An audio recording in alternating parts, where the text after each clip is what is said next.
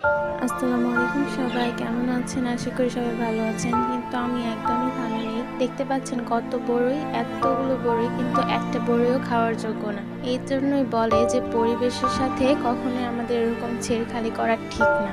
যেমন আমরা পরিবেশকে দূষিত করলাম, পরিবেশকে এত এত নোংরা করছি না, সেই কারণে হয়তো এই বছর আমাদের বৃষ্টি হয় নাই, আল্লাহ আমাদেরকে রহমতের বৃষ্টি দেয় নাই। আর তার জন্য এতগুলো বড়ই, সবগুলো বড়ইয়ের ভিতরে পোকা হয়ে গেছে। আপনাদেরকে তো দেখাইলাম, দেখেন এতগুলা বড়ই যদি আমি খাইতেই না পারি। আল্লাহর রহমতের বড়িগুলো দিচ্ছে ঠিকই, কিন্তু আমরা খাইতে পারলাম না। তার জন্য আমাদের অনেক বেশি সতর্ক হতে হবে আরো পরিবেশ সম্পর্কে। আর দেখেন এই বড়িগুলো দেখে কি মনে হচ্ছে যে এগুলা একটার মধ্যে পোকা আছে, দেখলে কিন্তু বোঝা যায় না। কিন্তু যখন এইভাবে আমরা ভাঙি, তখন দেখা যায় প্রত্যেকটা বড়ির মধ্যে এক সাইড থেকে এরকম হলুদ হয়ে ভিতরে যে পোকা নড়তেছে। এগুলো দেখলে তো আর ভালো বড়ি খাওয়ারও ভক্তি আসে না।